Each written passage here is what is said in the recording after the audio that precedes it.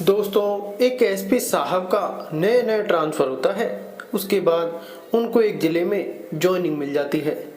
Joining लेने के बाद वो सोचते हैं कि क्यों ना अपने रिश्तेदार से मिल लिया जाए, क्योंकि दोस्तों इसी ज़िले में उनके रिश्तेदार रहा करते थे जो उनकी पोस्टिंग शहर से 60 किलोमीटर दूर रहते थे। दोस्तों, शाम का समय हो रहा था तो एसपी साहब जल्दी जल्दी में कार से अपने रिश्तेदारों से मिलने के लिए निकल जाते हैं। धीरे धीरे ऐसे ही सफ़र करते करते उन्हें रात के 10 बज जाते हैं। जब वो रोड पर कार चला रहे होते हैं तो एक सुनसान से इलाके में उनकी गाड़ी खराब हो जाती है। तो वह बहुत कोशिश करते हैं उसको फिर से स्टार्ट करने की, लेकिन गाड़ी स्टार्ट नहीं होती। फिर वो इधर उधर देखते हैं कि शायद कोई आदमी मिल जाए जिससे वो मदद मांग सकें। तभी उन्हें एक आदमी दिखाई देता है। वो उसे बुलाते हैं और उससे पूछते हैं कि क्या यहाँ आसपास कोई कार मैकेनिक मिल सकता है। तो वो आदमी उन्हें एक मैकेनिक के पास ले जाता है और अब वो मैकेनिक उन एसपी साहब के साथ आकर गाड़ी को चेक करता है और गाड़ी को चेक करने के बाद एसपी साहब को बताता है कि कार का एक इलेक्ट्रॉनिक पार्ट खराब हो चुका है जो कि मार्केट में ही मिलेगा, जो अब सुबह ही मिलना मुमकिन है। अब एसपी साहब कार मैकेनिक को अपनी पहचान बताते हैं, क्योंकि उस समय एसपी साहब ने सादा वर्दी पहन रखी थी। उसके बाद वो कार मैकेनिक का एड्रेस और उनका फ़ोन नंबर ले लेते हैं और अपनी कार को उनके पास छोड़ देते हैं और कहते हैं कि कार को सुबह मेरा ड्राइवर आकर ले जाएगा। फिर एसपी साहब उस मैकेनिक से कहते हैं कि मुझे कुछ दूर आगे जाना था, तो मुझे किसी की गाड़ी पर लिफ्ट दिला सकते हो। दोस्तों, रात का समय था, दोनों रोड पर खड़े हो जाते हैं। वहाँ कोई गाड़ी आ रही थी, तभी उन्हें एक गाड़ी आती हुई दिखाई देती है। वो उसे हाथ का इशारा करते हैं और रुकने को कहते हैं। जब वो गाड़ी नज़दीक आती है तो वो एक क्रूजर गाड़ी थी जिसमें पहले से ही काफ़ी सवारियाँ भरी हुई थी। तब एसपी साहब ड्राइवर को बोलते हैं कि मैं इस जिले का नया एसपी हूँ, मेरी कार खराब हो गई है, अगर तुम मुझे लिफ्ट दे दो तो तुम्हारी बहुत मेहरबानी होगी। जब एसपी साहब बताते हैं कि मुझे थोड़ी आगे ही शहर तक जाना है, वो गाड़ी का ड्राइवर भी एसपी साहब से बोलता है कि साहब, मुझे भी उसी शहर से निकलते हुए जाना है, आइए आप गाड़ी के अंदर बैठ जाइए। तो एसपी साहब को लिफ्ट मिल जाती है। दोस्तों, गाड़ी में कुल मिलाकर 10 सवारियां थी और अब एसपी साहब को मिलाकर टोटल 11 सवारी हो जाती है। अब गाड़ी चलने लगती है और थोड़ी दूर चलने के बाद आगे रास्ते में एक पुलिस नाका पड़ता है। उस पुलिस नाके पर वाहनों की चेकिंग चल रही थी। अब वहाँ एक हवलदार उनकी सवारियों से भरी गाड़ी को हाथ देता है और रुकने का इशारा करता है। तो ड्राइवर गाड़ी को साइड में लगा देता है और उसके बाद हवलदार ड्राइवर की खिड़की के पास आता है और ड्राइवर से कहता है कि कहाँ जा रहे हो। तब ड्राइवर उन्हें बता देता है कि मैं आगे शहर तक जा रहा हूँ। फिर हवलदार पूछता है कि आ कहाँ से रहे हो, तो वो ड्राइवर बता देता है कि मैं पिछले शहर से ही आया हूँ। फिर हवलदार कहता है कि गाड़ी तुम्हारी ही है या तुम ड्राइवर हो। तो ड्राइवर बोलता है कि साहब, ये मेरी निजी गाड़ी है और मैं सवारी इधर से उधर पहुंचा कर किराया करके पैसा कमाता हूँ। तो हवलदार कहता है कि ज़रा गाड़ी के कागजात चेक कराओ। तो ड्राइवर उसको गाड़ी के कागज़ निकाल कर देता है। अब हवलदार गाड़ी के कागज़ चेक करने लगता है।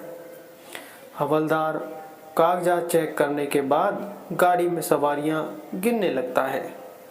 तो टोटल 11 सवारियां थी। तो फिर हवलदार ड्राइवर से कहता है कि तुमने गाड़ी में 11 सवारियां बैठा रखी है, जबकि इसमें तो सिर्फ 10 सवारियां ही बैठाना अलाउ है। अब दोस्तों 11वीं सवारी तो खुद एसपी साहब थे, तो इसमें ड्राइवर का कोई कसूर नहीं था। उसने तो सिर्फ एसपी साहब का नाम सुनकर ही लिफ्ट दी थी, तो उन्हें मिलाकर 11 सवारियां हो गई थी। अब दोस्तों एसपी साहब भी उतरकर नीचे आ जाते हैं। उन्होंने ड्राइवर से पहले ही बोल दिया था कि किसी से भी मेरी पहचान के बारे में, मेरी सच्चाई के बारे में मत बताना। अब हवलदार उस गाड़ी के ड्राइवर से कहता है कि आओ तुम्हें मैं अपने साहब के पास लेकर चलता हूँ। उनके साहब कुछ दूर एक टीन सेट के नीचे कुर्सी डाले हुए बैठे थे, तो उनके पास जाकर गाड़ी के सभी कागजात साहब के आगे टेबल पर रख देता है और उनसे कहता है कि साहब गाड़ी में 11 सवारियां हैं, लेकिन गाड़ी का पासिंग सिर्फ 10 सवारियों का ही है। इतना सुनने के बाद वहां खड़े एसपी साहब बोल पड़ते हैं कि बड़े साहब मेरी गाड़ी रास्ते में खराब हो गई थी, तो इसलिए मैंने रास्ते में इनसे लिफ्ट मांग ली थी, तो मुझे मिलाकर ही 11 सवारी हो गई है। मैं आपसे विनती करता हूँ, आप प्लीज इनका चालान मत कीजिए, इन्हें ऐसे ही जाने दीजिए। ये बेचारे बड़ी मेहनत करके पैसा कमाते हैं। तो अब जो बड़े साहब होते हैं वो गाड़ी के कागज चेक करने के बाद कहते हैं कि इसका 1500 रुपये का चालान बनेगा, इसका तुरंत 1500 रुपये का चालान काट दो। अब हवलदार ड्राइवर और एसपी साहब के थोड़ा करीब आता है और उनके कान में धीरे से बोलता है, अगर तुम बड़े साहब को 500 रुपये फाइन के तौर पर दे देते हो तो तुम्हारा चालान होने से बच जाएगा। आगे भाई तुम्हारी मर्जी है, जैसा तुम्हें अच्छा लगे वैसा कर लो, या तो चालान बनवा लो या 500 रुपये फाइन के देकर चुपचाप यहाँ से निकल जाओ।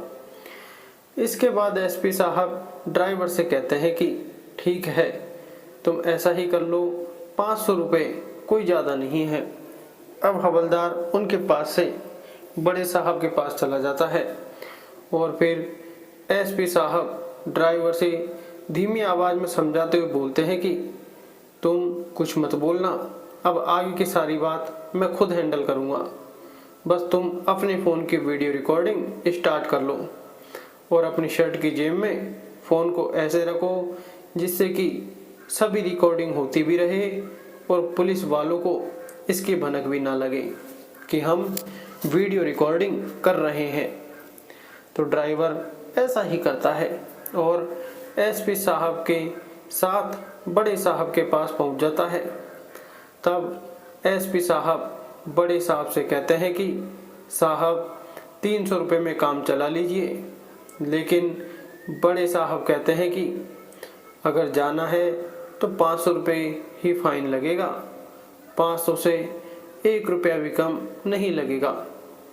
अगर तुम्हारे पास इतने पैसे नहीं हैं तो कोई बात नहीं, हम 1500 रुपये का चालान काट देते हैं, तुम बाद में जमा करा देना। इतना सुनते ही अब हवलदार भी चालान काटने लगता है, तो एसपी साहब 500 रुपये का नोट निकालकर बड़े साहब को दे देते हैं। बड़े साहब 500 रुपये का नोट लेकर बड़ी ही सफाई से चुपचाप अपनी जेब में डाल लेते हैं और कह देते हैं कि इनकी गाड़ी आगे जाने दो। अब एसपी साहब और ड्राइवर पैसे देकर वहाँ से जाने लगते हैं। जाते जाते बड़े साहब ड्राइवर को समझाते हुए कहते हैं कि आगे से ध्यान रखना, पासिंग से ज़्यादा सवारियाँ कभी मत बैठाना। अब ड्राइवर अपनी गाड़ी के पास जाने लगता है, लेकिन एसपी साहब उसे रोक लेते हैं।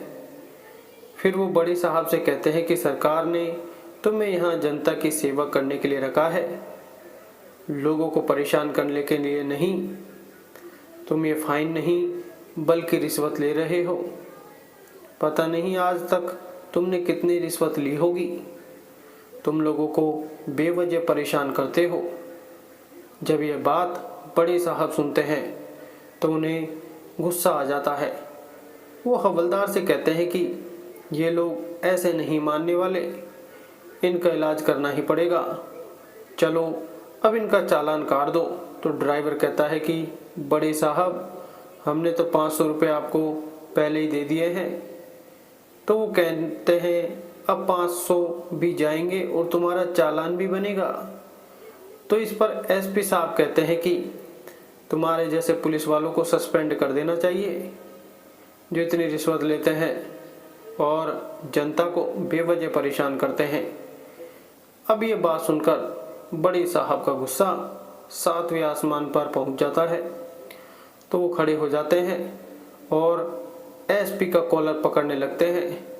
तो तभी एसपी साहब अपना आइडेंटिटी कार्ड निकालकर उसकी आंखों के सामने लहराने लगते हैं, जिस कार्ड के ऊपर लिखा हुआ था सुपरिटेंडेंट ऑफ पुलिस और उनकी फोटो भी लगी हुई थी। जैसे ही बड़े साहब ये आइडेंटिटी कार्ड देखते हैं तो एकदम से उनके चेहरे का रंग उड़ जाता है, उनके पैरों तले मानो जमीन ही खिसक गई हो। अब डरते डरते वो एसपी साहब को सैल्यूट मारते हैं। जब बड़े साहब सैल्यूट मार रहे थे तो सभी पुलिस वाले एसपी साहब को सैल्यूट मारने लगते हैं। अब बड़े साहब और सभी पुलिस वालों को पता चल गया था कि यह जिले के नए एसपी साहब आए हैं, इसलिए वो बहुत ज़्यादा डर गए थे कि अब हमारा क्या होगा। अब वो सभी हाथ जोड़कर खड़े हो जाते हैं और रोने गिड़गिड़ाने लगते हैं। एसपी साहब से कहते हैं कि सर, हमें माफ़ कर दीजिए, आगे से हम ऐसी कोई गलती नहीं करेंगे। हम अपने बच्चों की कसम उठाते हैं, अगर आगे से हम रिश्वत ले तो दोस्तों टाइम काफ़ी हो चुका था। क्रूजर की सभी सवारियां भी आ गई थी और सभी लोग ये तमाशा देख रहे थे।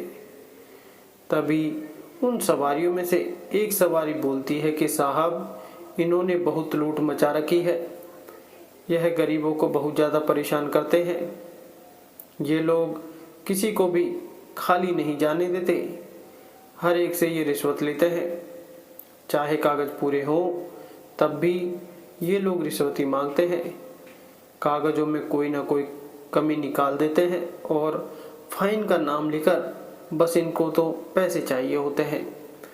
तब एसपी साहब कहते हैं कि सुन लो अपने कानों के पर्दे खोलकर, कैसे तुमसे ये आम जनता दुखी है।